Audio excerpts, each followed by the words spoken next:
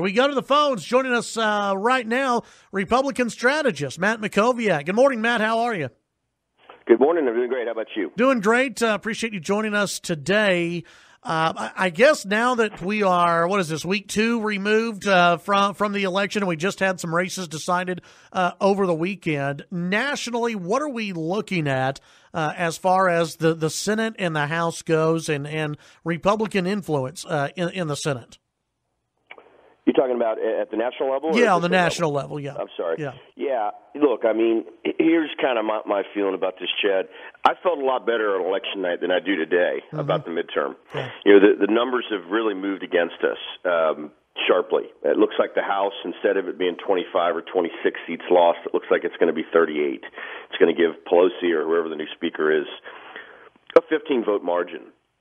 So that's concerning.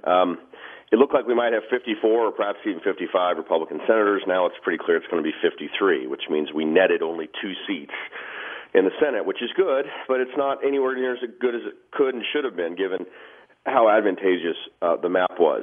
So there are some real concerns out there, I think. If you look to the new Congress, it's divided government. Republicans are going to be able to do basically 2 things.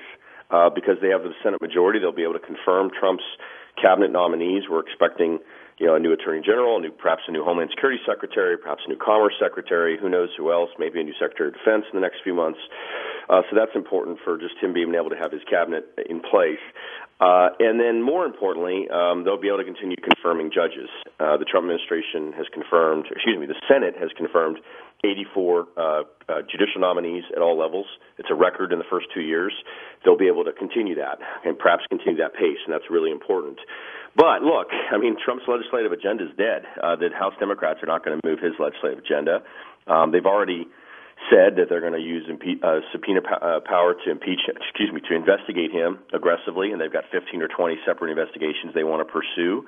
And then I do expect that they will bring up articles of impeachment. I don't know when, don't know on what. My guess is it'll be 6 to 9 months from now after some of these investigations have been concluded up on Capitol Hill. But I think that's the net effect of all this. And, as I think I said last week, I still think there's an opportunity perhaps for infrastructure or drug pricing to be issues where you could have bipartisan consensus. But I think it's going to be pretty dysfunctional, pretty partisan, very divided, pretty ugly over the next 2 years. And that's what we're looking at. If the House Democrats bring articles of impeachment against this president with nothing there, I mean, they just don't like the guy, and they're going to try to impeach him, knowing that they don't have any evidence of any law breaking or anything else, knowing that it's dead in the Senate. What doesn't that hurt them in 2020? Yeah, I think so. I think first you have to establish a few things. Number one, we're going to have probably more indictments from Mueller here. I'm kind of surprised it hasn't happened already. Some individuals who appear to be connected to Roger Stone's, or perhaps Roger Stone himself. So that's going to be an additional development. But more importantly, Robert Mueller likely, I think, is going to issue a report to Congress by the end of the year on what his findings were. And so we have to see what's in that report. I mean, in terms of the specifics, and I think that will inform probably what Congress on the House side ultimately tries to do. But look, generally, I agree with you. I don't see something really serious based on what we know today that would be impeachable. I just don't see it, and I don't think the public sees it. I don't think there's a majority of the country that wants to see Trump impeached on the merits. There may be a majority or a near majority that wants to see him impeached for a partisan reason, but not for the merits.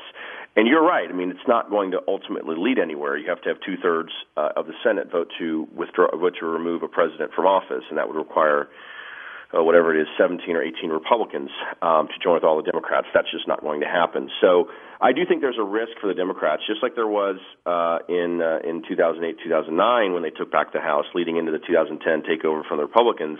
There's a risk the Democrats overreach. They're going to do it, I think, on these investigations. They're going to do it on policy. By trying to raise taxes, by moving to some type of single-payer type healthcare system. We'll see what else they pursue. And then certainly on impeachment. I just don't think impeachment's going to be something the majority of the country is going to support. Now, again, we have to see what happens, what additional indictments come out, what's in the report.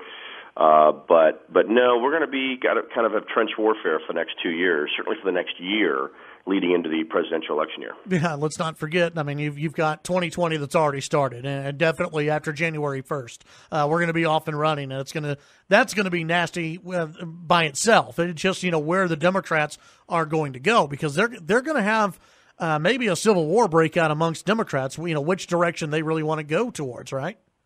Yeah, it's entirely possible, and keep in mind, this next year is going to be the only year that matters. I mean, the presidential year, a lot of their senators are going to be out on the campaign trail. In fact, a lot of them are going to be on the campaign trail probably this fall. So there's really a 6 or 9 month period where if they're going to get anything done on a bipartisan basis, that's the time to do it. If they were going to do an infrastructure, drug prices, or something else, opioids, or whatever other issue might be out there. But yeah, you're right. I mean, and I think there's actually going to come a moment when the presidential candidates want to take the party in one direction and House Democratic leaders want to take it in another direction, and that's going to be interesting to watch as well. I mean, Pelosi and her committee chairs have kind of been a little bit careful in talking about impeachment in the last few months, and even in the last 2 weeks since it looks like they took the House back. So it's clear they want to build public support for this before they go forward, which I think is smart if that's ultimately what they do. That's not going to be where their base is, and that's certainly not going to be where the presidential candidates are going to be, they're going to be racing to the left, trying to galvanize support among progressives. And progressives certainly want to see Trump removed from office no matter how it's done. I know that you're not a Democrat strategist, no. but what's going on with Nancy Pelosi and her battle to become Speaker? I think personally, I don't know about you, but I personally think she will become Speaker, but not every Democrat is on board yet. Yeah, look, this thing's actually a lot closer, I think, than people realize. She's got to get 218 on the floor. There are two stages here. There's 2 steps. The first step is, I think it's on the 25th. I think it's a week from this Wednesday. The House Democratic Caucus will vote for their nominee for Speaker, and she just has to have a majority vote. And she's overwhelmingly likely to get a majority vote because she's only got, I think, like 20 or 22 House members or incoming House members who have pledged not to support her for Speaker. So it's not the caucus vote that's the challenge; it's the floor vote that's the challenge. Because as I said before, if they're at let's say they're at 233 and needing 218, that means they can only lose 15 votes and keep the 218 they need to elect her Speaker. And so that's the challenge. There are more than 15 Democrats as of right now who say they will not support her for Speaker. Now, I agree with you. I think ultimately that opposition will weaken in some way. Some of those Democrats who have pledged to oppose her could vote present on the floor. That reduces the number that she would need for every one person that votes present. It goes down to 217 and then 216. So I think that may be what ultimately happens. There's also been some talk that she might have a couple of Republicans, moderate Republicans, vote for Pelosi or perhaps vote present if she's willing to accept some rules changes to open up the floor going forward. So there's a lot that can happen here. There is resistance to her by, as I said, 20 or 25 Democrats. How strong that resistance is, whether some of those freshmen are going to remain steady and strong on this, I just ultimately think she will find a path, but it's going to be very close. Let's take our attention statewide. Unless something massive happens, it looks like Dennis Bonin's going to be the next House Speaker for the state of Texas. What do we know about Bonin? What do people need to know about him? Yeah, look, I did not see this coming. I thought this was going to be a long speaker's fight, several ballots, on December 1st in the Republican caucus vote, and then 5 weeks of trying to prevent Democrats from pulling 9 Republicans away to create a coalition speaker. It really looks like Bonin has unified a lot of these factions in really quite an impressive way, and he did it pretty quickly. Look, Bonin's been around a long time. He's a really smart guy. He's a tactician.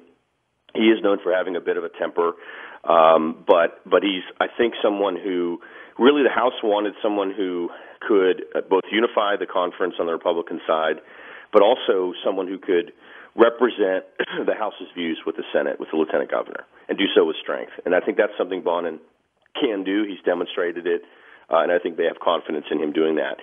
He was a really conservative chair of Ways and Means last session, even though he was on the Strauss team. He's always been kind of a little bit out there on his own. He's very headstrong, has very clear ideas about what he thinks is right and what needs to be done. So Look, the bottom line, I think, is this, Chad. He's more conservative than Strauss. I don't think there's any question about that. I think that the House is going to be run in a more conservative way. Exactly how much more conservative remains to be seen, but I think it's going to be a more open House, and I think bills that have a majority support are much more likely to get a vote on the floor, even if the leadership doesn't like it. I think that's a good thing. Yeah, absolutely. Matt, tell people how they can sign up for your newsletter, and when they're traveling this week for Thanksgiving, what they can listen to for your podcast. Yeah, thank you. The newsletter, as your listeners probably know, is called Must Read Texas. We take all the news from around the state, put it into one clear email each weekday morning. Over 3,000 Texans receive it. You can sign up for a free one-week trial at mustreadtexas.com. The podcast is called Mac on Politics. It's in the iTunes Store, on Google Play, on Stitcher, and at maconpoliticspodcast.com. Most recent episode is with a London-based pollster, and we named Joe Twyman, and we talk about Brexit and what's going on in Britain and why it could affect the United States and our trade relationship going forward. You can check that out, and I hope everybody has a great holiday. Yeah, you as well. Matt, we'll visit with you, I guess, next Monday. Look forward to it. Take care, Chad. Thank you. That's Matt Mackowiak here on the Chad Hasty Show.